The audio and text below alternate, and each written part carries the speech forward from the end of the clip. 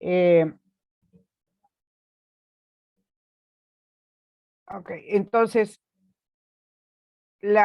nosotros todos somos conscientes de que el ciclo de la vida tiene un inicio y tiene un final, ¿no? O sea, nosotros realmente empezamos a morir desde el momento en que nacemos, desde el nacimiento hasta el mortimiento. Y eso es consustancial a nuestra naturaleza y a todos los seres vivos. Todos los seres vivos nacemos y morimos, no hay inmortales. Pensar en el sueño de la inmortalidad es pensar en un sueño irreal. La vida es un continuo de muchos sujetos en medio y nosotros somos una parte de esos muchos sujetos. Y en cuidados paliativos, que nos ocupamos de los temas en especial al final de la vida, hay diferentes actores que participan, ¿no? Está el personal de salud en general, el paciente, los pacientes y la familia o los cuidadores. A veces queremos desligarnos de alguna manera de la familia y los cuidadores, pero ellos son parte importante, especialmente en pediatría. Los niños no vienen solos. Los niños no deben estar solos. Y esa es la gran problemática que también tenemos en estos días por la pandemia, que si bien es cierto por razones de bioseguridad, tenemos que cuidarnos en los contactos y todas estas cosas, pero realmente estamos ejerciendo una labor antinatural al no permitir muchas veces la presencia de los padres, por lo menos de alguno de los padres, en la hospitalización de los niños, porque estamos violentando además un derecho de los niños, que es el permanecer acompañado. Entonces, vamos a ver. No sé por qué no corre.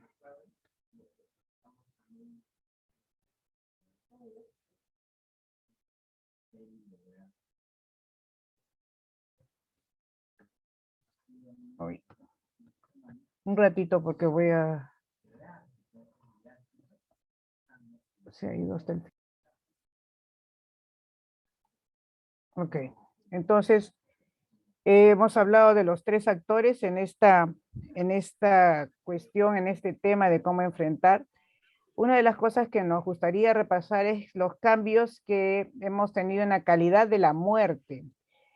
Una de las cosas que vemos es el aplazamiento en el tiempo de la muerte. Hay un aumento de la expectativa de vida que se produce sobre todo en el siglo XX y ahora en el XXI.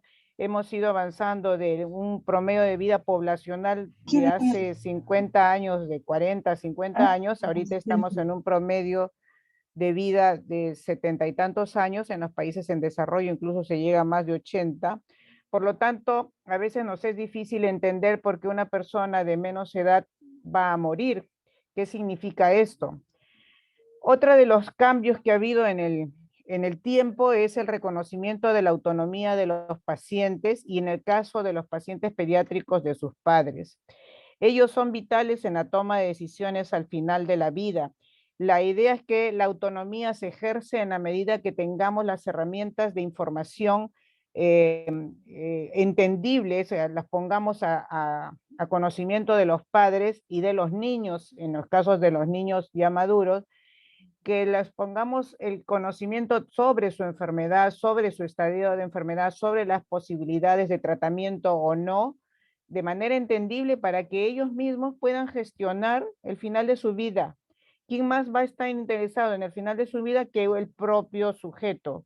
A nosotros nos gustaría decidir sobre cómo morir, sobre dónde morir, con quién morir y de repente hasta de qué médico queremos que nos vea al final de nuestra vida.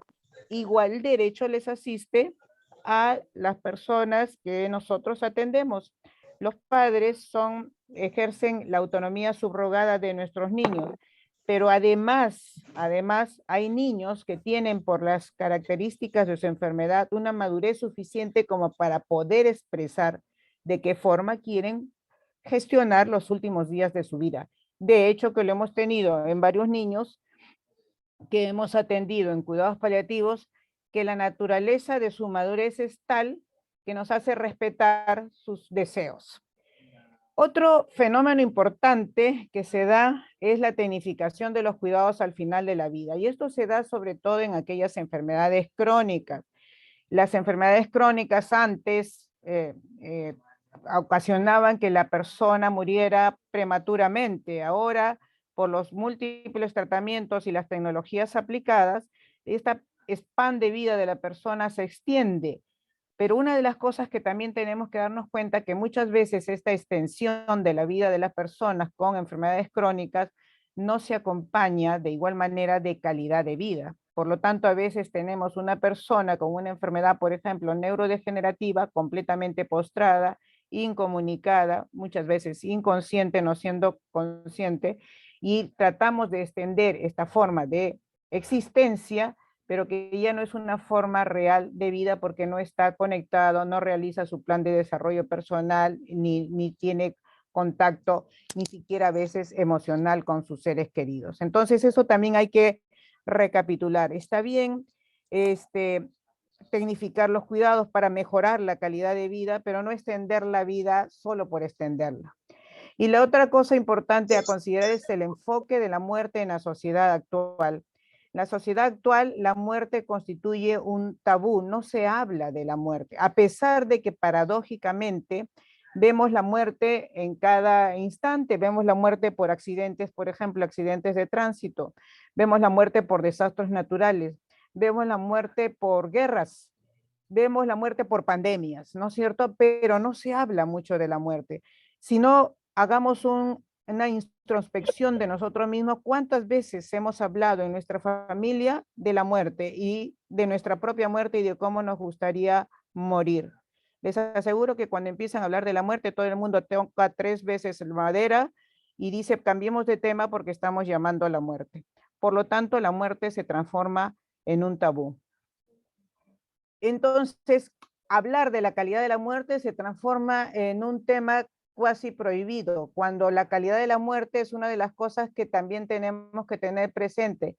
Así como cuidamos la calidad del inicio de la vida, cómo nacer, dónde nacer, cómo nos gustaría estar acompañados, qué clase de parto voy a tener, si quiero parto natural, cesárea, parto en el agua, qué sé yo, igual deberíamos tener la posibilidad de ver qué muerte queremos tener y que esta muerte sea de calidad.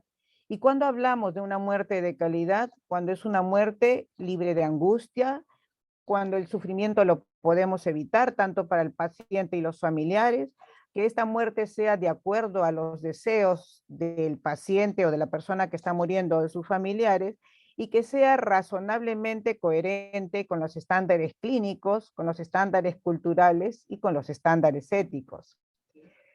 Henri Benito, un paliativista y bioeticista español, que es oncólogo y tanatólogo también, nos dice: morir es un proceso interesante, no duele y termina bien.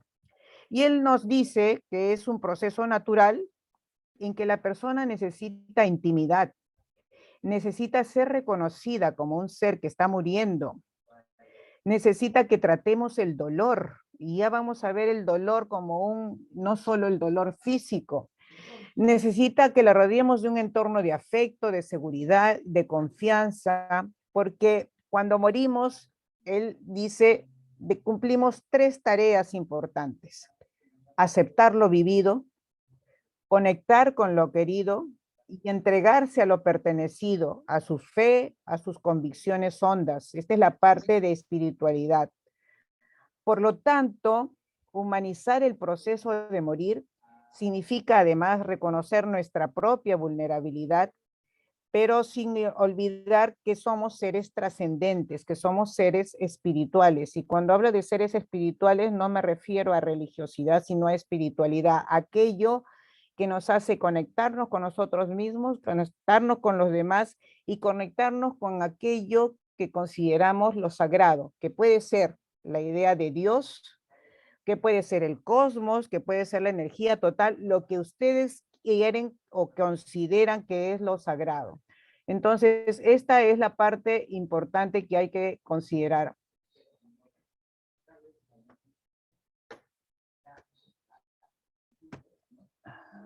No sé por qué.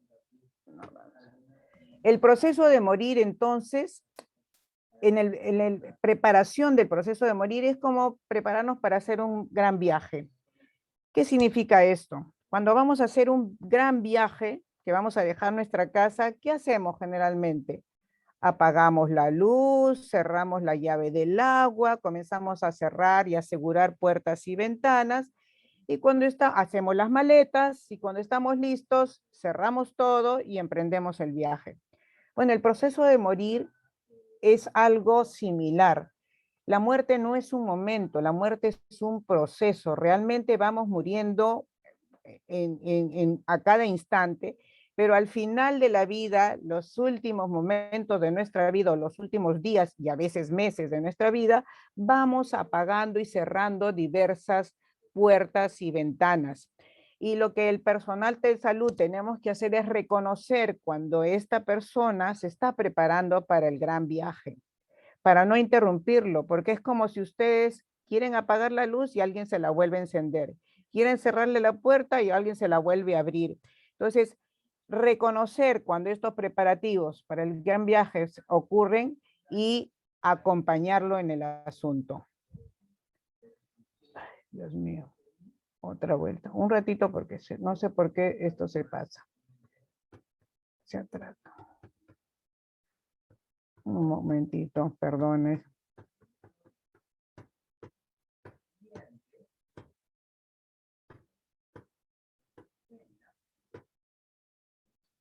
Ok. Entonces, las clases de muerte que se descubren, esto es una modificación de un autor que se llama Carlos Álvarez, un bioticista español, que nos dice que hay diversas clases de muerte, si queremos sistematizarlos de una manera. La muerte natural, que es que ocurre cuando hemos cerrado el círculo de la vida, estamos viejitos y cerramos nuestra existencia. La muerte accidental, que termina abruptamente, y es la que ocurre en accidentes, en desastres, en pandemias. La muerte intervenida, que es cuando la persona que está muriendo es sometida a una serie de procedimientos en UCI, y muchas veces que estos procedimientos se extienden a pesar de que el proceso ya se inició. Y la otra que añadimos nosotros es la muerte con cuidados paliativos, que es la muerte reconocida, acompañada, ¿no? Y con sufrimiento evitable y en paz. Henry Benito también nos dice, antes la gente se moría más joven y a la primera, ahora morimos de mayores y después de varios intentos. Entonces, ¿qué es la muerte ideal? Se hizo un trabajo hace mucho tiempo que se llama el canon de la muerte, a encuestas a diferentes equipos de salud de diferentes hospitales en España, y la única pregunta de la encuesta era ¿cómo te gustaría morir? ¿Cuáles son las cosas que tú deseas para una o consideras como una muerte ideal? Y las respuestas eran morir sin dolor, evidentemente, inconsciente y durmiendo, que sea una muerte rápida, aunque no por accidente, que sea una muerte acompañada por tus familiares o por tus seres queridos, incluyen los seres queridos por si acaso las mascotas, que sea de preferencia en casa, si esto es posible, sin estigma, e incluso dentro de las condiciones de una muerte ideal, era con bajo costo para los demás. Y entonces, ¿cómo enfrentamos la muerte de un niño por el equipo de salud? Tenemos que reconocer que el equipo de salud en los tiempos actuales tiene lo que se llama el imperativo tecnológico. Nos dejamos apabullar y creemos que la ciencia es omnipotente. Nuestro Dios actual es la tecnolatría, o sea, rendimos culto a la tecnología. Creemos que es la última maravilla del mundo, que va a solucionar todos los problemas, que nos hace omnipotentes, y esta tecnolatría nos lleva a una deshumanización consecuente de la salud, donde todo se reduce a reparar o tratar de curar nuestro cuerpo biológico, y nos hemos olvidado de las otras dimensiones del ser humano, y como consecuencia de esta deshumanización de la salud también nos ha llevado a la medicalización extrema de la muerte. Si allá nadie muere tranquilito, sino que mueres con un tubo en la garganta, conectado a una máquina, con un montón de vías, donde te pasan un montón de sustancias y ya no mueres naturalmente.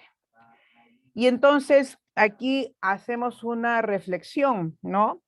No hagas a otro lo que no quieres que te hagan a ti, es un viejo aforismo. Y la propuesta es, haz a los otros lo que quieres que te hagan a ti cuando mueras. O sea, ¿cómo te gustaría morir a ti? Entonces eso aplícalo también en esta persona que tú estás atendiendo. Por lo tanto, la muerte no puede ser asumida como un fracaso de la ciencia médica. La muerte es consustancial al ser humano. La muerte, y por eso la simbología de la mariposa, la muerte es pasar de un estado de existencia a otro, como la oruga pasa del estado de oruga, que está encerrada en un capullo, a liberarse del capullo, liberar las alas y volar. Es atravesar una puerta, es, es otro nacimiento. Por lo tanto, al ser la muerte reconocida como un fenómeno natural, tendríamos que ver la muerte como estos niños miran a esta muerte que les está contando un cuento a raíz de ella misma, con la misma naturalidad, sin temor, ¿no? Y con curiosidad. Una de las cosas que en cuidados paliativos también consideramos, especialmente al final de la vida, es este concepto, el concepto de dolor total, hemos dicho. Las personas y los niños sufrimos dolor, somos vulnerables a sufrir dolor y cuando estamos enfermos lo sufrimos aún más. Pero el dolor no solamente se refiere a la reacción fisiológica ante estímulos no susceptivos, desagradables, también puede ser un dolor psicológico y también puede ser un dolor espiritual o un dolor social.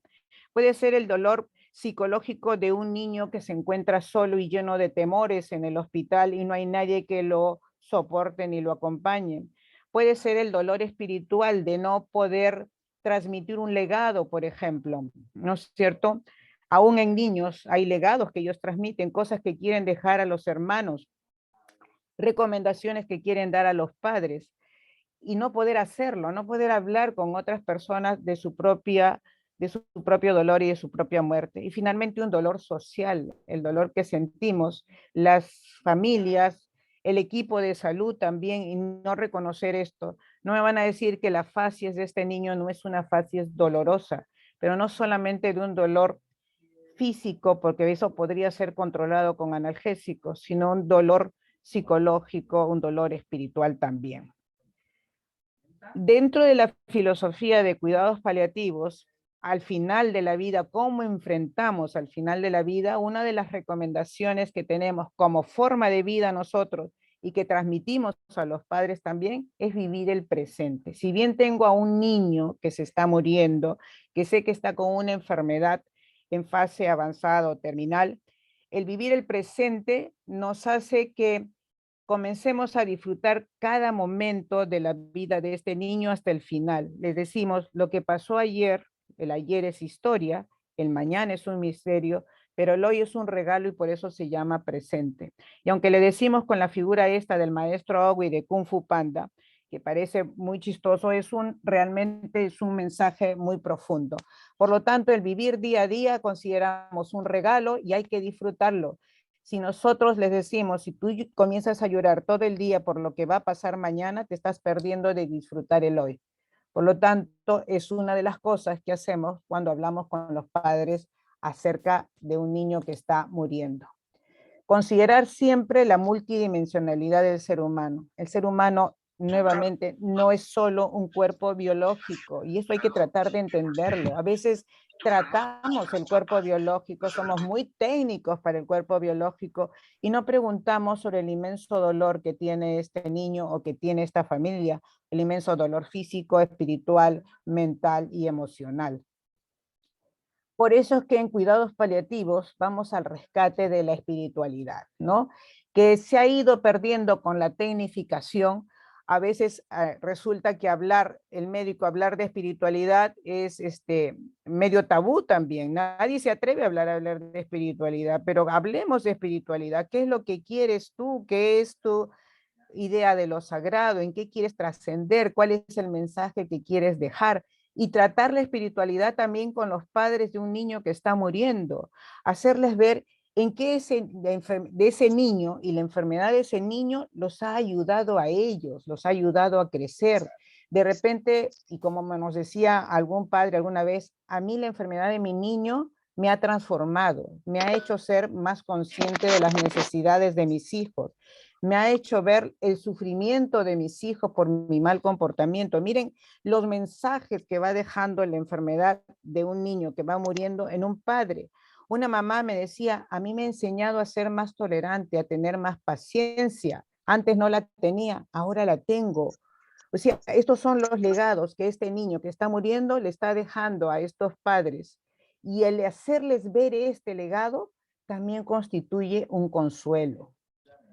La unidad de atención, por lo tanto, en cuidados paliativos es el paciente y su familia. Son indesligables el uno del otro. El paciente no viene solo. El paciente viene en medio de una familia. Las familias en nuestro medio muchas veces son disfuncionales. La mayor parte de veces solo hay papá, solo hay mamá, muchas veces no hay papá, o hay mamá y abuela, o hay mamás y tías. Lo que constituye el modelo de familia para cada uno de nuestros pacientes es importante. ¿Por qué? Porque muchas veces lo tenemos al paciente en el hospital, pero ese paciente va a ir a casa. ¿Quién es la familia? ¿Quiénes son los cuidadores? ¿Cómo son los cuidadores? Este niño tiene hermanos. ¿Cómo es la relación con los hermanos? A veces pensamos que la mejor atención es en el hospital y nosotros seguimos pensando que en muchos casos la mejor atención es en la casa. Cuando el niño va a casa es como si se nutriera de la energía de los demás. Generalmente lo que hemos visto que niños que están en fase final de la enfermedad vuelven a casa y viven un poco más de tiempo. Y ese poquito más de tiempo que viven es un tiempo de calidad, con amor, con cuidados, con juegos, con sus propios olores, con sus propios sabores de sus propias comidas. O sea, es un tiempo increíblemente fructífero, increíblemente hermoso. Y eso es lo que tenemos también que reconocer. A veces tenemos niños en el hospital en fase terminal, que son de provincia, que quiere el papá volver, el papá o la mamá volver a casa con el hijo vivo para que los hermanos puedan conocer a este niño, para que lo puedan ver y despedirse. Y nosotros con el temor de que se va a morir, que se puede morir en el camino, no los dejamos partir, a pesar de que sabemos la irreversibilidad de sus cuadros. Cuando este niño pudiera volver a casa y hacer su última estadía ahí. Una de las cosas importantes, muy importantes, y que es una de las principales fallas en nuestro tiempo, es la comunicación. Muchas veces nos dicen, pero a mí no me han preparado para comunicarme, para conversar con los padres, para comunicar malas noticias. Es que esa es parte de tus responsabilidades como personal de salud. Nosotros no somos una profesión en la cual nos desempeñamos en una oficina. Nosotros, nuestra profesión es con otros seres humanos, es en intensa relación con seres humanos y con seres humanos especialmente vulnerables, con seres humanos que vienen a nosotros porque están enfermos. En nuestro hospital son seres humanos, niños vulnerables por ser niños, vulnerables por la enfermedad y niños que están al final de la vida, niños que están falleciendo. Si no establecemos una buena comunicación con ellos y con sus padres, entonces, ¿qué estamos haciendo? Si no les explicamos a los padres lo que tienen sus niños de manera que lo puedan entender, de manera que puedan captar la severidad de la enfermedad, no estamos haciendo una buena comunicación. Es diferente informar que comunicar. Informar es como una pista de un solo sentido. Va el mensaje del que informa al que es informado. Y no hay feedback, no hay una retroalimentación. En cambio, en la comunicación es una pista de doble sentido. Hay el que comunica, el que es comunicado y al final por el feedback se transforman, cada uno hace esos dos roles simultáneamente. ¿Y con eso qué estamos consiguiendo? Explicar sobre la enfermedad del niño, consensuar con los padres y en el caso de niños más grandes con el propio paciente, el plan de trabajo, los tratamientos, qué cosa quiere o no quiere que se realice, si a ustedes no les dieran la oportunidad de preguntar o de decidir, se sentirían mal. Y entonces, esta es una de las cosas que tenemos que hacer. Muchos de los problemas que se tienen en la actualidad en los establecimientos de salud en nuestro instituto son problemas de comunicación. No establecemos un rapport conveniente ni con los pacientes ni con los padres. Es más, fíjense ustedes en nuestra experiencia con los adolescentes, por ejemplo. Se pasa visita, el paciente es un niño de 12, 14 años, y eso me lo hizo ver una de nuestras pacientes. Me dijo, doctora, cuando pasan la visita, primero que no me saludan, no saben mi nombre. Hablan de mí y no me miran. Hablan del tratamiento que me van a poner y no me lo preguntan. Y se pasan a la otra cama.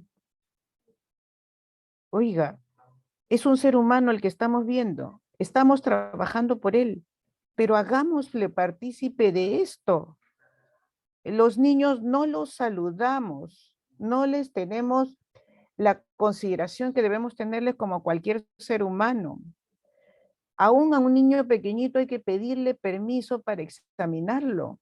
Los niños necesitan y son seres humanos que requieren y que nosotros tengamos una actitud respetuosa con ellos. Tuvimos hace algún tiempo otro paciente también que nos llamaron porque nos decía, este paciente se está portando mal, es rebelde, está maltratando al personal.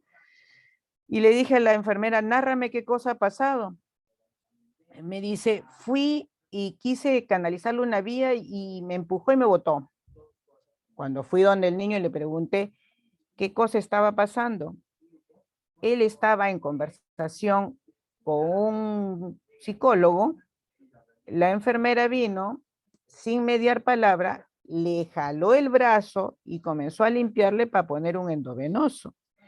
No le dijo nada, no le explicó lo que iba a hacer, interrumpió una conversación que era importante para él. ¿Y cuál creen que fue la reacción del niño? ¿Fue una reacción justa o no fue una reacción justa? Entonces hay que tener presente esto. La otra cuestión en comunicación que a veces se nos pasa. Hablamos de los niños y de sus diagnósticos en términos médicos que los niños no entienden delante de ellos, presumiendo que no entienden, pero que está bien, ellos no saben del lenguaje médico, pero captan algunas palabras y pueden captar un mensaje equivocado. Esto nos ocurrió también con otro niño. En un servicio pasan visita y hablan de él en la siguiente cama, diciéndole, este niño es terminal, se va a morir. El chico lo escucha, nadie le dijo cuándo. Cuando llegamos nosotros, el niño está hecho un mar de lágrimas, le digo, ¿qué te pasa? Después de tranquilizarnos nos dice que me voy a morir. Y le digo, sí, todos nos vamos a morir, ¿no? Me dice, yo me voy a morir pronto, lo acaban de decir en la visita y yo no me quiero morir. Y estaba lleno de angustia. Sin embargo, cuando él lloraba, no se acercaron a él a preguntarle y hablaron de él sin decirle a él las cosas, sin explicarle cabalmente. Entonces, una de las cosas que tenemos que insistir, y especialmente al final de la vida, es que esta comunicación, que es esencial, sea llevada a cabo adecuadamente. Miren lo que dice Gómez Sancho alrededor de la comunicación. Los médicos cada vez hablamos y escuchamos menos a los enfermos, y los enfermos, sobre todo los enfermos graves e incurables, necesitan la palabra confortante de su médico y ser escuchados por él. El médico actual ya no tiene idea del poderío de la palabra, cree en el poder de la química, pero no en el poder de la palabra. Y ustedes no saben lo importante que es una palabra. El paciente se siente bien que le digamos por su nombre, que le preguntamos cómo te sientes, que le expliquemos de su enfermedad. No nos va a demorar más tiempo, les aseguro que no les va a demorar más tiempo. Y él se va a sentir mucho mejor, más satisfecho, con más confianza, va a brindarles mejores datos. A veces nos dicen nosotros, ¿cómo tenemos tantos datos de la historia? En a veces entrevistas muy cortas que a veces ni los internos ni los residentes han podido extraer. Porque nos sentamos a conversar con el paciente, porque nos sentamos a conversar con los padres, porque les demostramos interés de aquellas cosas que él nos puede decir a nosotros y no lo que nosotros podemos decirles a ellos. Porque cuando hablamos con los padres le decimos, cuéntanos la historia de tu hijo con tus propias palabras, pero no me cuentes la historia médica, cuéntame quién es este niño. Y ahí sabemos y extraemos una serie de datos importantes para esto. Otra cosa importante al final de la vida es que tenemos que realizar un trabajo en equipo. No somos la cereza del helado, ninguna de las profesiones, ni los médicos, ni las enfermeras, ni los psicólogos, ni nada somos la cereza del helado. Somos un equipo que todos debemos trabajar juntos. Todos miramos al paciente y desde nuestras respectivas miradas profesionales buscar qué es lo mejor para este paciente, ¿no? Comunicándose entre nosotros qué es lo que vamos a hacer, cuál es el plan de trabajo para todos hablar un mismo idioma. No hay cosa que despierte más desconfianza en que una parte del equipo le diga A y la otra parte le diga B. Y eso no es posible. Eso trae desconfianza, eso trae inseguridad, eso genera angustia y eso genera malestar. Por lo tanto, el trabajo en equipo significa también comunicarnos entre nosotros qué es lo mejor que vamos a hacer por este paciente y hacer un plan de trabajo coherente que sea alrededor de esto. Existe una cosa, cuando ya no podemos curar, tenemos que cuidar. ¿Y qué es cuidar? Cuidar es lo que representa esta imagen. Esa mano que está atendiendo a este brote delicado de esta planta, que la está regando con sumo cuidado, eso es cuidar, brindar aquellos procedimientos, cuidados que este paciente, que esta persona y que esta familia altamente vulnerable necesita, con amor, con empatía, con sinceridad. Dice Leonardo Bob, se ama lo que se cuida y se cuida lo que se ama. Y entonces, ¿qué es importante en el proceso de morir? Lo importante es tratar de que el paciente, cuando es grande, mantenga su autonomía, la posibilidad de decidir, tener un control de los síntomas somáticos para que se sienta mejor, brindarle el apoyo emocional, o sea, que pueda conectar con sus seres queridos, que compartas tiempos con su familia. Yo sé que en estos tiempos en el hospital es difícil, pero hay algunas cosas que exageramos, honestamente, creo que las exageramos, ¿no? Y que no permitimos la compañía de los padres. Los pueden ver a través de una ventana, miran 1 hora, 3 veces por semana. Si ustedes fueran niños, no sé si les gustaría estar en ese plan. No sé si les gustaría. Y en algunas partes incluso permiten la presencia de mascotas. Las mascotas son parte de la familia. Y entonces tenemos que avanzar un poco en esta humanización del final de la vida y considera la dimensión espiritual, la trascendencia, compartir un legado, el sentido de la vida. No voy a ser como dice Mafalda, al final, ¿cómo es el asunto? ¿Uno va llevando su vida adelante o la vida se lo lleva por delante a uno? El segundo punto que quiero tocar con ustedes en este cómo afrontar la vida es cómo hablar con un niño de la muerte. Y a veces se torna importante saber esto porque nosotros trabajamos con niños. Y miren, este cuadrito de Mafalda, que es mi gran filósofa, miren que con qué naturalidad este niño trata de la muerte. Le pregunta, ¿qué sucede cuando uno se muere y se va al cielo? ¿No es cierto? Y le pregunta a Miguelito a Mafalda. Le dice, ¿cómo hacen los gordos para tomar semejante envión de irse al cielo? Y Mafalda le explica, ¿no? El asunto no es así, al cielo no se sube más que nada más que el alma, el cuerpo lo dejamos aquí. Y él le responde, ¿cómo? Y o sea, el envase hay que devolverlo. Miren qué naturalidad en tomar el problema de la muerte. Es así como debemos responder a los niños, con naturalidad. Miren, la muerte de un niño siempre es un hecho doloroso, porque a veces creemos que los niños no mueren. Y los niños mueren, lo vemos en el hospital. Y la muerte y el sufrimiento de los niños es algo que no se atiende, no se entiende ni se admite desde el mundo de los adultos. Podemos ver a un niño llorando y no nos acercamos a consolarle. Y eso tenemos que admitirlo. Vemos a un niño sufriendo por que está con distrés respiratorio y secreciones y no nos acercamos a aspirarlo. Vemos a un niño que está diaforético de tanto llorar y no lo atendemos. La muerte de un niño, por lo tanto, es una de las experiencias más dolorosas para los padres porque invierte el orden natural de la vida. Se dice que cuando uno pierde a sus padres es huérfano, cuando uno pierde al esposo es viudo, pero cuando uno pierde un hijo no hay una palabra en el idioma que lo describa. Es antinatural. Y entonces cuando muere un hijo, el duelo para los padres puede ser muy prolongado. Y esa es una de las cosas que también tenemos la obligación de afrontar.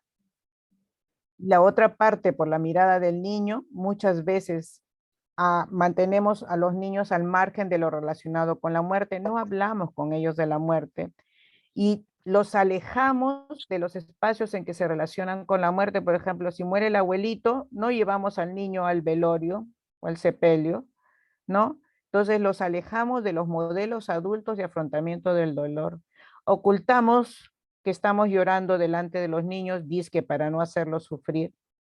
No participamos del cuidado del enfermo, dizque para no hacerlo sufrir, cuando los niños sufren el doble por ser excluidos de esta cuestión, de estos procedimientos. Mejor es que acompañen, que ayuden, que participen.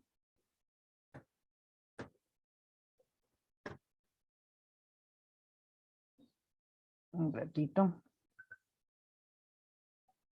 ¿Cuál es la evolución del concepto de la muerte entonces en niños? Para entender mejor qué pasa con los niños.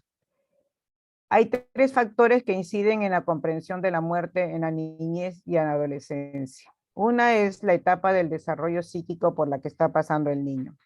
En líneas generales, los niños menores de 5 años no entienden a la muerte como un proceso irreversible y universal.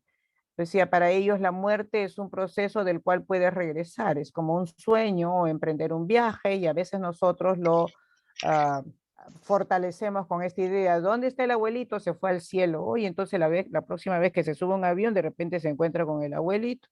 O le decimos que se ha ido a un viaje largo y entonces está esperando que el abuelito regrese o el hermanito regrese.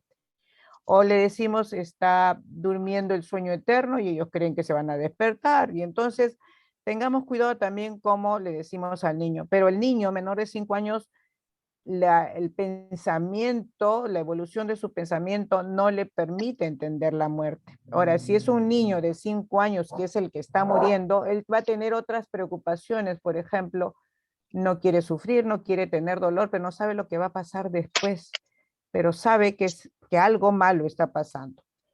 Los niños de 6 años a 10 años están en un intermedio, van entendiendo poco a poco el concepto de la muerte, pero generalmente la muerte es ajena a ellos, no son ellos los que van a morir.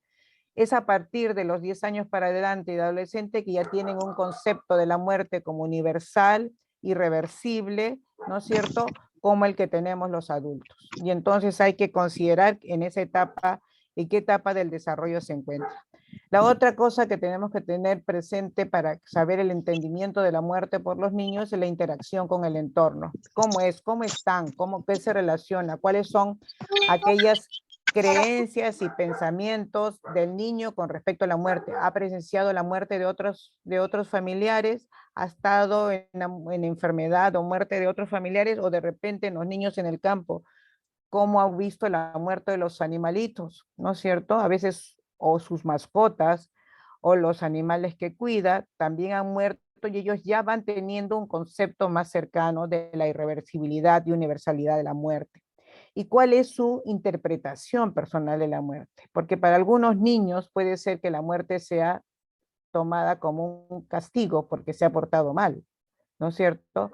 O puede ser que sea tomado como una venganza. Por ejemplo, dos hermanitos pelean y le dice al hermanito, ojalá que te mueras, y resulta que el hermanito termina muriéndose y le origina a este niño un sentimiento de culpa enorme porque dice, deseé que mi hermano está muerto y ahora está muerto. Es mi culpa que se haya muerto. Entonces, estas cosas también hay que entenderlas. Cuando nos preparamos para hablar con un niño de la muerte, hay preguntas que los niños nos pueden hacer. Por ejemplo, ¿qué pasará con mi cuerpo cuando muera? ¿Qué pasará con mis cosas? ¿Qué le pasará a mi familia? ¿Cómo se va a quedar mi mamá? Es una de las preguntas que nos han hecho a veces. ¿Por qué me sucede esto a mí? ¿Por qué no soy como los demás niños? ¿Por qué no tengo tratamiento? ¿Por qué la medicina no funciona? Las otras preguntas a veces que nos hacen es ¿dónde? ¿Dónde moriré? ¿Dónde irá mi alma? ¿O cuándo moriré? ¿Estaré despierto? ¿Estaré dormido? ¿Cómo sucederá esto? ¿Duele? ¿La muerte duele? ¿Cómo se sentirá mi familia y mis amigos? Y entonces, ¿qué hacer ante estas preguntas? Cuando nos enfrentamos con un niño que nos hace esto, hay que ver, preguntarle si quiere que esté alguien más en la conversación. Hay que hablar de manera simple y directa. Los niños siempre van al grano. Y cuando estén con los padres y el niño hablando, centren su atención en el niño, que es el que quiere las respuestas, y pregúntele su opinión. Cuando el niño les pregunta, ¿voy a morir? Pregúntele, ¿por qué crees que vas a morir? ¿Y qué es lo que tienes miedo de la muerte? ¿Cuál es el miedo que tienes para tratar de ayudarlo? Escucharlo atentamente. A veces el miedo no es a lo desconocido, es al no poder hacer muchas cosas, al no poder tener, por ejemplo, su fiesta de promoción, si son escolares. Ese es el miedo. No es el miedo a lo irreversible, es el miedo a no poder participar con sus amigos. Por eso hay que explorar con él qué es lo que tienes, qué es lo que sientes, qué es lo que presientes. Hay que facilitarle hacer más preguntas, conversar sobre sus sentimientos. Hay que permitirle que hable, qué es importante para él, su colegio, sus deportes, ¿no? O cuando son chiquitos, no quiero que me hinquen tanto, me duele, no me quiero morir así. Cuando hablamos a veces con los niños de su muerte y cuando entienden finalmente, esto pasa con los niños más grandecitos que van a morir, no esperemos la gratitud como respuesta. A veces nos rechazan, ya nos ha pasado muchas veces. Nos dicen te odio, no quiero volverte a ver.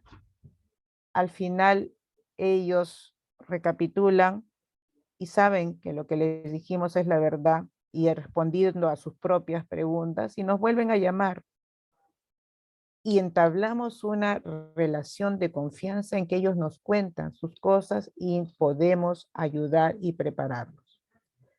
Cuando los niños son pequeños hay que considerar algunas herramientas que nos pueden ayudar, como es la tecnología esta de los tablets y estas cosas, o podemos utilizar dibujos, o podemos contar cuentos. Hay muchos cuentos que explican la muerte, por ejemplo, para los niños. El pato y la muerte. Hay un video muy bonito que se llama La princesa Malaika, que explica la muerte de una forma muy hermosa y muy espiritual. Y así como estos, por ejemplo, al otro lado del río también es otro cuento que ustedes lo pueden encontrar en la web, ahí en PDF. Entonces son cuentos que nos ayudan a explicarle al niño lo que es la muerte, porque explicándole se va a poder enfrentar mejor a ellos. Y si el niño me pregunta, ¿cómo va a suceder? Esta es una respuesta que encontramos que es muy hermosa. Mirar a los ojos y expresar que si bien todos vamos a morir y nadie sabe cómo ocurrirá la propia muerte, a ti te puedo asegurar que va a ser sin dolor, rodeado de tus seres queridos si quieres, en tu casa, con tus juguetes, con tu música. Pero para poder hablar con un niño así, él tiene que tener confianza con nosotros tenemos que tener el tiempo y las ganas y dejar nuestros temores a un costado y hablar con el niño sinceramente y con el corazón abierto. No olvidarnos que al final de la vida el contacto físico es importante. Dicen los tanatólogos, los especialistas en la muerte, que el enfermo en estado grave tiene necesidad de contacto físico. Hay lo que llaman ellos el hambre de piel. Por eso es que tocar al niño que está muriendo, acariciarlo suavemente. Si es un niño pequeño, que la madre lo acune en sus brazos, es importante. El niño al final de la vida, y cualquiera de nosotros, no deseamos estar solos. Se aprecia la compañía de los seres queridos y los abrazos y los besos. ¿Quién más puede abrazar y besar cuando te estás yendo que tu propia madre? Sin embargo, muchos de nuestros niños mueren solos, sin posibilidades de abrazos ni besos. A veces entran a sala de UCI y le dicen: no lo toque al niño, lo va a contaminar. Oiga, al final de la vida lo vas a contaminar. ¿No sería bueno que la madre lo abrace, que lo bese, que le hable al oído, que le diga cuánto lo quiere? El tacto actúa como antídoto al temor, la ansiedad, le da seguridad, le facilita el compartir, le trae paz. Nosotros aconsejamos a los papás que le hablen a los niños mientras lo acarician y que le digan que todo va a estar bien, que ellos van a estar bien, que se deje ir, que va a ir a un lugar sin sufrimiento. Sabemos que el oído y el tacto son los últimos sentidos que se pierden. Y los niños, cuando los padres los sueltan, los niños parten y parten en paz. ¿Y cómo afrontar la muerte de un niño con la familia? Esta pregunta nos hacen los padres muchas veces cuando tenemos entrevistas con ellos. Mi hijo se está muriendo y a veces decimos, y pasan a otro tema. Primero exploremos por qué nos preguntan eso. Quizás están viendo el curso clínico de la enfermedad de su niño. Quizás están viendo algo más de lo que no están viendo ustedes. Por lo tanto, hay que establecer un diálogo, lo que se llama un diálogo terapéutico. Explicar, retroalimentar, más explicación, tomarse un tiempo, acordarse la silla es el mejor instrumento médico, lo decía Gregorio Marañón. Es el instrumento que nos ayuda a sentarnos y escuchar al padre que nos tiene que decir sus inquietudes, sus dudas, sus culpas, aquellas cosas que no entiende. Tenemos que explicarle lo suficientemente claro, y a veces una entrevista no es suficiente. A veces tenemos que hablar y hablar y hablar con él, dar tantas explicaciones como sea posible para que pueda entender, porque en el momento que puede entender, ese padre va a acompañar mucho mejor a este niño que está partiendo. A veces nos preguntan cuánto tiempo le queda. Una de las cosas que le decimos: nosotros no sabemos el tiempo. Sabemos que es corto, sabemos que los plazos se acortan. Por estos síntomas que está pasando, sabemos que ya está al final. Pero cuándo va a morir exactamente, no le puedo decir ni el día ni la hora. Lo que sí le puedo decir que ya está cerca y que es importante que usted lo acompañe y que nosotros nos vamos a ocupar para que esto sea mejor, de aliviar el dolor, de aliviar los síntomas al final de la vida, y se los vamos a explicar. Por lo tanto, hay que consensuar un plan con la familia para saber qué se hará en estos momentos. Es cuando hablamos con los padres, y nosotros dirá: ¿cuándo hablan de adecuación del esfuerzo terapéutico? En estos momentos hablamos de adecuación del esfuerzo terapéutico. Cuando lo explicamos a los padres que en este niño que está muriendo, ya como ciencia curativa no podemos hacer, tenemos que transformarnos a una ciencia de cuidados, asegurar que este niño no sufra, que es una de las cosas, de las preocupaciones de los padres, asegurarnos que ellos estén acompañando al niño, asegurarnos que ellos puedan despedirse del niño, que puedan culminar los deseos y las necesidades del niño que está muriendo. ¿Cómo hablar con los padres? A veces los padres nos dicen: no le diga la verdad a mi hijo, y lo único que nos piden es que mi hijo no sufra. Y oscilan entre la negación y la esperanza. Y eso lo vemos a diario y hay que comprenderlo. No, mi hijo no va a morir y yo tengo la esperanza de un milagro. Yo creo en Dios, yo creo en los milagros. Y le digo, yo también creo en los milagros. Pero no creo en el milagro de que su hijo no va a morir. Yo creo en el milagro de que usted pueda acompañarlo. Yo creo en el milagro de que él no tenga dolor. Yo creo en el milagro de que no se muera con una asfixia porque vamos a tratar la disnea. Le vamos a calmar las convulsiones si es que la tiene. Tengo esa esperanza de ese milagro. No la otra, del milagro de la curación, no puedo ser tan irreal, como le decía un padre hace algún tiempo. Yo creo en los milagros, pero con los pies bien en tierra. No me despego del suelo. El milagro es el que nosotros podemos ayudar. El que nosotros podamos permitir que usted lo acompañe, también es un milagro en estos tiempos, ¿no? Entonces, ayudar a los padres a entender esto, validar la protección que los padres dan a sus hijos, reconocer el esfuerzo que ellos han hecho. Usted ha hecho lo mejor por su hijo, se ha hecho lo mejor, lo ha acompañado, lo ha cuidado, lo tenemos hasta este tiempo acá. Déjelo partir. Piense ahora en el niño, que el niño no sufre. Hay una cosa que frecuentemente se presenta que es la conspiración del silencio. Eso que dice, aquí no pasa nada. Sin embargo, la conspiración del silencio conspira contra el niño y contra la familia. Ni el niño sabe que va a morir, los padres saben que van a morir, pero ninguno de ellos se comunica y los dos están angustiados por lo que va a pasar. Entonces, romper la conspiración del silencio nos ayuda a que puedan despedirse, poder abrazarse, poder decirse cosas hermosas, poder pedir los perdones necesarios o felicitarse por lo vivido. Esto nos permite. Hace todo un tiempo tuvimos un paciente que el papá me dijo, no le diga nada a mi hijo porque va a sufrir. El niño tenía un tumor avanzado. Y le digo, permítame explorar qué sabe su niño. Y de acuerdo a eso, yo vuelvo a hablar con usted. Cuando fui a hablar con el niño, que era un adolescente, el niño sabía más de lo que creíamos.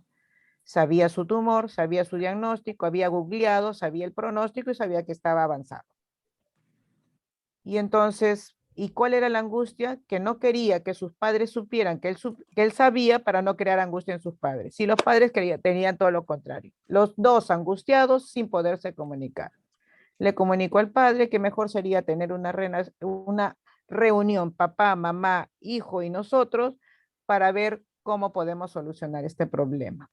La tuvimos la reunión y en esa reunión fue una reunión terapéutica donde el padre y el chico, los padres, pero más que específicamente el padre y el chico, pudieron explicar que ambos sabían lo que estaba pasando y que querían vivirlo juntos, esa etapa de la vida. Se perdonaron, se abrazaron y a partir de ahí el niño incluso tuvo la confianza de confesar que tenía dolor y que a veces no lo decía para no angustiar a los padres. Miren todo lo que se puede avanzar. Exacto. Ya estamos casi al final, no se preocupe. Y los hermanos, ¿qué pasa con los hermanos? Son los grandes olvidados de esta tragedia. El niño enfermo que tiene hermanos pudiera ser que esté deseando ver a sus hermanos para dejarles un legado, ayudarles en la preparación de este legado que puede ser dibujos, fotos, juguetes, grabaciones, videos ahora para sus hermanos. Habría que facilitarle eso y en algunas ocasiones facilitar que el hermano, si es que está el niño en el hospital, los hermanos puedan ingresar y despedirse, explicándoles previamente al niño qué es lo que van a ver, cómo lo van a encontrar al hermanito y explicarles. Hace poco tuvimos una experiencia de esto, dos hermanos, uno de 10 y otro de 6 años, entraron a ver a su hermanita que estaba en el final de la vida, una hermanita chiquitita, la última. Les explicamos antes y después a los niños. Tuvimos una conversación antes con los niños, les explicamos cómo iban a ver a su hermanita, tuvimos la explicación después para saber qué cosa habían captado los niños. Definitivamente el niño mayor sabía exactamente lo que había pasado y es más, él cuando se acercó a la hermanita, se despidió de la hermanita muy dulcemente, acariciándola y diciéndole unas cosas al oído. Y entonces con esto, estos hermanitos están viviendo mejor su duelo. Por otra parte, los hermanos de estos niños muchas veces son excluidos y son hechos a un lado. Y ellos se sienten discriminados, ellos se sienten desatendidos, se sienten abandonados. Y esto es lo que tenemos que evitar. Por lo tanto, es importante involucrarlos en el cuidado de su hermanito, no sobrepasar su capacidad y responsabilidad, pero ayudarlos a mantener el vínculo a través del recuerdo también. ¿Quiénes debemos involucrarnos en la atención de los niños al final de la vida? El equipo tratante, el equipo de cuidados paliativos y apoyo a la familia. ¿Cómo ayudar? Hemos dicho, comunicación con el niño y la familia, aliviar el dolor y los síntomas molestos, preparar a la familia para cuidados en casa cuando el niño se va a bien morir a casa, y todas estas acciones que dignifican la vida al final. Acuérdense que el final de la vida implica el reconocer que esta persona se está muriendo y hay que acompañarla, no obstaculizarle el camino. Y esto significa vivir con dignidad hasta la muerte y entonces evitar aquellos factores de alienación, de deshumanización y despersonalización. ¿Qué significa esto? Evitar el dolor, evitar la suciedad, no porque sea un niño que se está muriendo no va a estar confortable, limpio, con ropa limpia, bañadito, aspiradito, ¿no es cierto? Cuidadito. Miren, lo importante es evitar la soledad. No podemos dejar a un niño muriendo solo. No debe morir solo. Y entonces tenemos que hacer la planificación del final de la vida. ¿Cómo? Con los cuidados básicos de atención, quitémosle las cosas que no sirven. Si está muriéndose, ¿qué hago poniéndole las últimas dosis de antibiótico y lo estoy molestando? ¿Qué hago aspirándolo enérgicamente cuando lo que tiene son los estertores de la muerte? ¿Qué hago dándole dieta cuando ya esa dieta no va a hacer nada? Y a veces lo tenemos, y disculpen, pero a veces lo tenemos hasta con nutrición parenteral hasta el último minuto, cuando el niño está agonizando 3 días. Y me dice que no le voy a dar comida, no le voy a dar de comer, pero se va a morir. Y le digo, no se va a morir porque le dejes de comer, se está muriendo. Por lo tanto, no lo estorbes. No le agregues un trabajo más a este organismo que está cerrando puertas y ventanas. ¿Dónde? Planifiquemos con la familia dónde. El domicilio, el hospital. A veces no es posible sacarlo del hospital por los, porque depende, ponte, de oxígeno. No lo podemos sacar, pero hagámosle lo mejor posible. Tengamos un espacio en el hospital donde este niño pueda morir como debe morir, en intimidad, en privacidad y acompañado.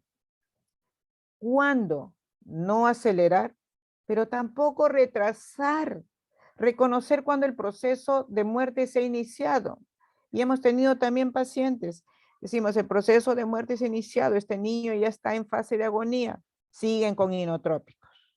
Siguen elevando los parámetros del ventilador. Siguen dándole antibióticos de 8ª generación. El niño ya inició el proceso de muerte. Se murió a los 2 o 3 días. ¿Qué ganamos? Martirizarlo al niño y le siguen pidiendo exámenes auxiliares, lo siguen pinchando para ver gases, para ver glucosa, para ver sodio. El niño se está muriendo. Déjenlo tranquilo, respétenlo. Y por último, ¿con quién morir? Familia, amigos, mascotas. ¿Qué hacer ante la inminencia de la muerte? No entrar en pánico, pues. Oye, si ya sabes que un niño se va a morir, cuando se está muriendo, ¿qué tienes que hacer? Acompañar, hace una evaluación completa, anticipa a la familia y hasta el final. No se muevan de aquí. Esperar lo mejor, prepararse para lo peor. Ofrezca alternativas y control para la familia y el niño. Proporciona información para manejar las situaciones. Su niño va a presentar secreciones, no se preocupe, ya está inconsciente, estamos controlando eso. Su niño no tiene dolor, acompáñelo, cárguelo, no tenga temor. No hay mejor que los brazos del padre. Si quiere ayuda religiosa, que venga el pastor o que venga el sacerdote a brindarle los últimos consuelos, que venga. Recemos por el niño, recemos. Yo pregunto muchas veces en niños pequeños, ¿está bautizado? ¿Desean que se le bautice? Últimamente hasta yo estoy bautizando, yo soy creyente, pero darle el confort a los padres, darle la confianza de que estamos haciendo lo mejor para su niño, incluyendo a cubrir esas necesidades. ¿Ok? Y justo cuando la oruga pensó que era su final, se transformó en mariposa. Acuérdense esto, la muerte no es el final. Y esto es el mensaje de Cicely Sander. De nosotros para los niños. Tú me importas por ser tú, me importas hasta el último momento de tu vida. Y haremos lo que esté a nuestro alcance, no solo para ayudarte a morir en paz, sino también a vivir hasta el día en que mueras. Muchas gracias.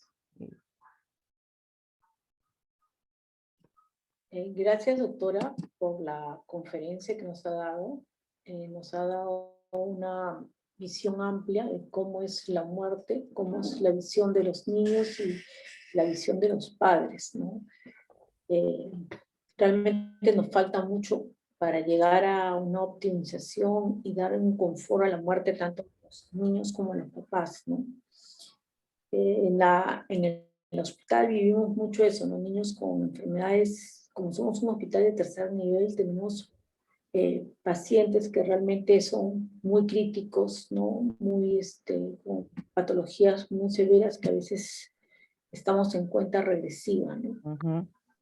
Qué difícil es decirle a los papás que su niño ya no da para más porque los traen de una provincia con la esperanza de darle una oportunidad de vida, ¿no? Y llegar a la capital y decirle que no se puede hacer nada más, ¿no? O sea, también eso es, comunicarle eso a los papás es difícil, a veces los médicos o el personal no tenemos las palabras adecuadas. ¿Usted qué nos recomendaría? ¿Cómo podríamos abordar a los papás? Mira, primero no hay cosas mágicas en este asunto, es sentarse a hablarle y a sentarse a hablar con el corazón abierto también, o sea, dejar los tecnicismos. Dos, explicarles bien de manera que entiendan. O sea, para mí lo que me ha dado mucho resultado es explicar por ejemplo, en tu especialidad de las cardiopatías. Los papás no entienden la cardiopatía porque no la ven, pero tratar de explicarles de forma simple, yo hago gráficos. Yo me acuerdo una vez una chiquita, Anita se llamaba, que tenía una cardiopatía compleja con una cromosomopatía que estaba añadida. El papá era muy exigente, muy demandante, estuvo en la UPO y me lo mandaron. Y entonces yo estuve 3 días hablando con el padre. En los primeros 2 días solamente me dediqué a explicarle qué es lo que tenía. Nada más. Y utilicé una pizarra para eso. Luego que le expliqué todo lo que tenía, más las complicaciones que ha habido teniendo, el padre se queda mirando y voltea y me pregunta, ¿y cómo es que vive hasta ahora? Le digo, señor, vive hasta ahora porque está en una unidad de cuidados intensivos, está con respirador, está con sustancias. Doctora, pero ella está sufriendo. Así es, le digo, es lo que tratamos de explicarle, que no podemos hacer mucho más por su niña, excepto respetar el proceso que en ella ya se inició prácticamente desde que nació. Y fue cuando cambió su actitud, porque recién entendió realmente lo que pasaba con su niño. Te aseguro que los papás no quieren que sufran los niños, y cuando aprenden o cuando captan que lo que están haciendo ellos para conservar al niño vivo origina sufrimiento en sus niños, dejan de hacerlo. Hay excepciones a la regla, lo admito. Tengo padres que son ultra, contra, archi difíciles, pero son los menos, no son los más. No son los más. Los padres se entienden y lo único, sí, de verdad que los padres saben es que no quieren causar sufrimiento. Y si saben que este tratamiento le está causando sufrimiento, dicen, doctora, termínela ya. No quiero esto. Y es cuando te dicen, si ventilándole le voy a prolongar una vida con sufrimiento, prefiero no prolongarla. Y entonces les explicamos eso y es cuando hacemos adecuación del esfuerzo terapéutico con ellos. Se decide con ellos, pero generalmente es pedido de ellos. Doctora, Si se pone mal la próxima vez, por favor, no UCI. Yo quiero estar al lado de mi hijo. No quiero que dependa de un ventilador. Y entonces, ¿cómo logramos eso? No es por milagro, es por sentarse a hablar. Sentarse a hablar. Y hablar, y como hemos dicho, explicar, recibir y explicar. Explicar, explicar y explicar. Es un día, otro día. ¿Qué te pasa con los padres cuando están en shock y no entienden? Al día siguiente le dice, ¿qué le han explicado de su niño? No, no me han dicho nada. Es verdad, ellos borran cinta. Cuando les dices algo que es muy terrible, borran. Y es como si no les hubieras explicado nada. Al día siguiente les vuelves a decir y borran cinta hasta que por fin, ¿no? Ya se cargan de valor, por decirlo de alguna manera, lo van asimilando y lo aceptan.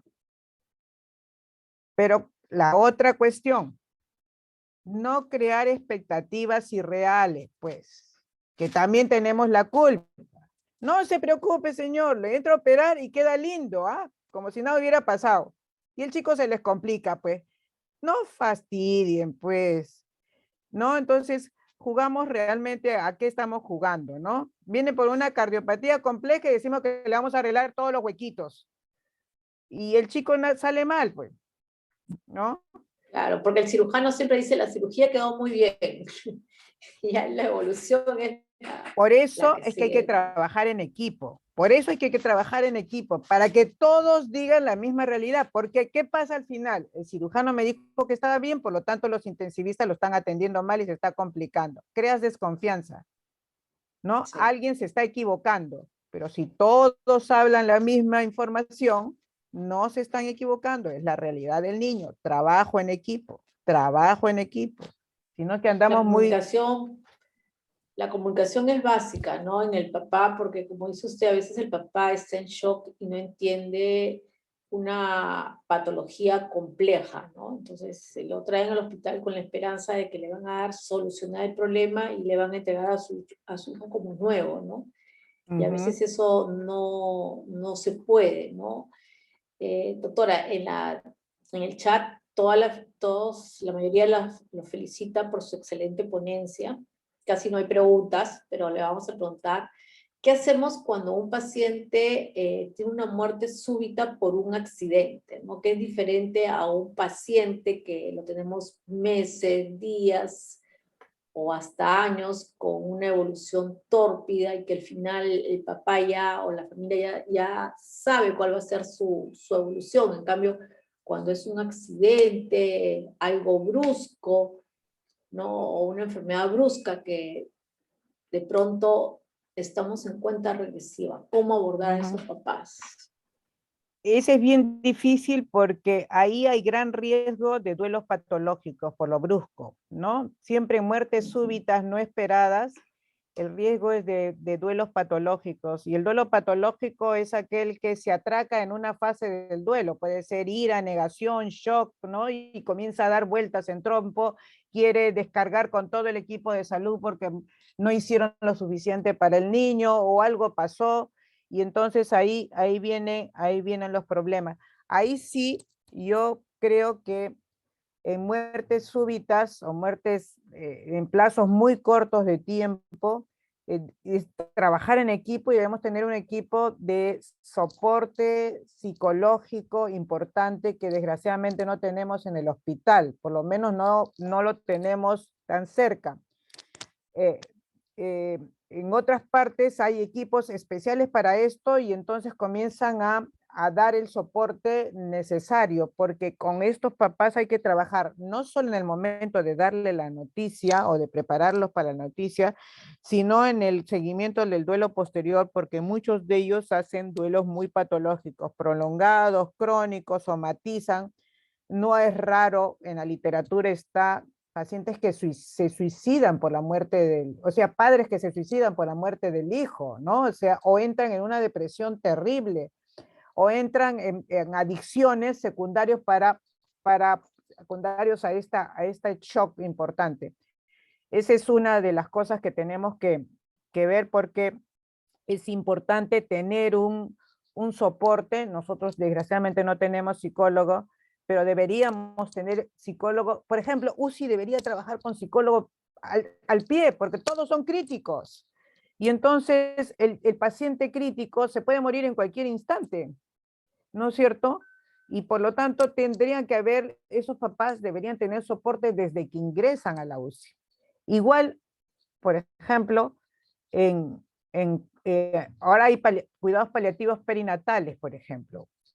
En aquellas parejas en que se diagnostica, por ejemplo, una malformación congénita severa, qué sé yo, anencefalia, hidranencefalia, agenesia renal bilateral, cosas de estas, ya se hace la preparación de la madre y el padre, si es que está participando del embarazo, de este niño que viene con problemas, para que al momento que nace siguen con cuidados paliativos y se les prepara para la despedida, porque imagínate, en estos papás es el nacimiento y la muerte muy pegadito, ¿no es cierto? Es casi como una muerte súbita. Y entonces esperaron 9 meses para que se le muera el chico, ¿no? Entonces eso necesita preparación, necesita soporte de un equipo, ¿no? Y eso es lo que también tenemos que asumir. Los padres no lo pueden hacer solos. Y nosotros médicos tampoco lo podemos hacer solos. Tenemos que contar con psicólogos, a veces es necesario psiquiatra, pero debemos evitarlo porque no hay que medicalizar el duelo.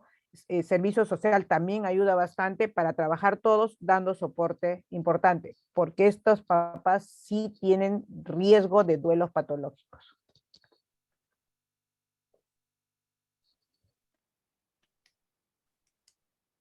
Está apagado tu micrófono, Me lo han apagado. Ya. El doctor Tasaico pregunta de que, ¿qué podemos hacer para humanizar? ¿No? Entonces, yo veo ese entusiasmo que hay en la unidad de cuidados intensivos, en la unidad postoperatoria, en las unidades críticas. Creo que debemos de dar un paso adelante y ya ir formando una unidad o un grupo que usted tiene el grupo de todas maneras, ¿no? Y ver humanizar la unidad las unidades críticas, ¿no? De repente podemos apuntar a 24 horas abiertas las unidades, ¿no? Es un poco complicado ahora en las pandemias, pero sí. Mira, humanicemos nomás de la entrada, nomás ya, humanicemos algo más de la entrada, ¿no? O sea, ¿sabes qué? Tenemos que una sonrisa. Mira, alguien que le diga, cuando el niño entra al servicio, cualquiera de estos servicios que sea, no solo UCI, cuando entra, que lo digan, mire señor, está viniendo a un servicio, acá va a tener, mira, que te enseñen, aquí puede sentarse, aquí puede guardar sus cosas, cualquier cosa me comunica, yo me llamo fulana de tal, ¿no es cierto? La enfermera, quien lo recibe, el médico dice, yo soy su médico tratante, me llamo fulano de tal, cuando quiera me llama, si me necesita, me pregunta, es ponerle la situación del niño, oiga, ¿sabe qué? Eso hace el cambio, pero llegan y los tratan soldadesca, parece, ¿no? Deja sus cosas ahí, lo deja y se sale, ya sabe su pase, y solo lo llaman para cuando tienen que dejar la ropa o cuando tienen que comprar medicamentos y lo tratan así, mismo soldado a los padres, ¿no? O sea, no pues, con caras así adustas, nadie humaniza nada, ¿no? ¿Qué le explican a los chicos? Los chicos grandes cuando están ahí, no les explican nada. Los van a bañar y los desnuda delante de todos, no les ponen biombos, la intimidad de los adolescentes no existe. Oiga, eso es humanizar, ¿no? Comencemos por ahí, comencemos por ahí. Hay toda una tendencia de humanización y la tendencia de humanización debiera ser muy fuerte en los hospitales pediátricos. Miren, si quieren, yo les paso los derechos del niño hospitalizado. Solamente conozcamos los derechos del niño hospitalizado y comencemos a cumplirlos. Y con eso tenemos el 80% de humanización en el hospital. Existe la Carta Europea de los Derechos del Niño Hospitalizado. Búscalo en la web. Carta Europea de los Derechos del Niño Hospitalizado.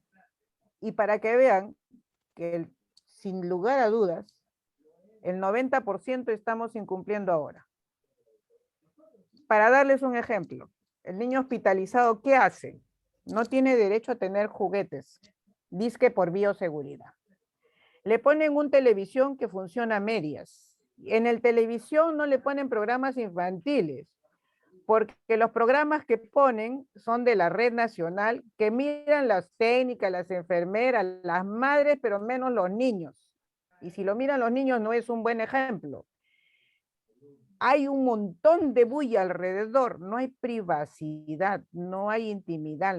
Cuando sales de niños grandes es una tragedia griega. Yo no sé cómo puede ser una sala de niños, de adolescentes, donde no haya un mínimo de separación entre las camas, que separe para que no vean cuando lo asean a uno y al otro, cuando lo examinan. Oiga, ¿dónde está el respeto a ese niño? ¿Cómo tratamos a las mamás? Mamita. ¿Quién me ha dicho que la mamá es tu mamita? Señora fulana de tal, si usted me permite, conoce el nombre de su médico, si usted me permite, ¿la puedo tratar de su nombre? Pidámosle permiso, pero no son ni tu mamita, ni tu hermanita, ni tu hijita, ni nada, ¿no es cierto? Respeto, comencemos por el lenguaje. Y la otra, no exageremos las medidas. Oye, el otro día estaba mirando, creo que se lo pasé al doctor Tasaico.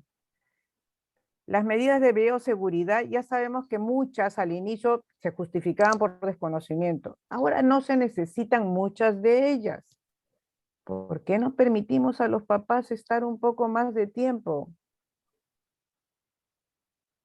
La mayor parte de contagio del personal de salud, les aseguro que no ha sido en el hospital, ha sido afuera.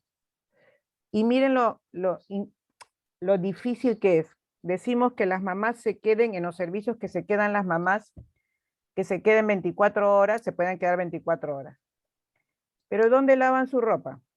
¿Y dónde comen? Salen al mercado. Y entonces, ¿dónde está la bioseguridad ahí, pues? Y entonces, no las A las dejamos carpas, quedar. doctora, a las carpas de Ripley. Y las carpas. Oye, ¿sabes qué? Diablos. ¿No? No lo entiendo. ¿Dónde está la racionalidad de ciertas medidas que estamos aplicando? Y mientras tanto, los niños están deprimidos, angustiados, recuperaciones lentas, van a tener problemas neuropsicológicos en el futuro, estrés postraumático, dolores crónicos, somatizaciones. Eso ya está estudiado por estas hospitalizaciones traumáticas. No puede ser. Doctora, hay mucho que aprender, tanto del médico como de los pacientes. Creo que la vamos a comprometer a una siguiente charla de humanización del personal asistencial, porque ese tema es muy amplio. Todos los comentarios hacia usted son excelentes, que es una buena ponencia. Le agradecemos desde ya la ponencia que nos ha brindado el día de hoy en la noche. Le agradecemos. Pronto le vamos a hacer llegar el agradecimiento con una diploma. Estamos organizando el curso internacional de trucos y atajos de oncología pediátrica quirúrgica, que va a ser del 5 al 7 de agosto. Hemos hecho un sorteo con todos los que han venido, con todos los que han participado y han llenado la encuesta. El sorteo ha salido favorecida la doctora Karen Valdés.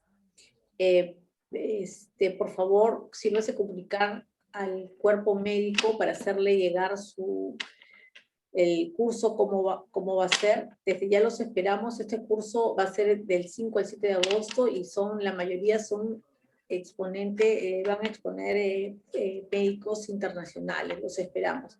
Doctora Garacoechea, una vez más, muchísimas gracias por la excelente exposición que ha tenido.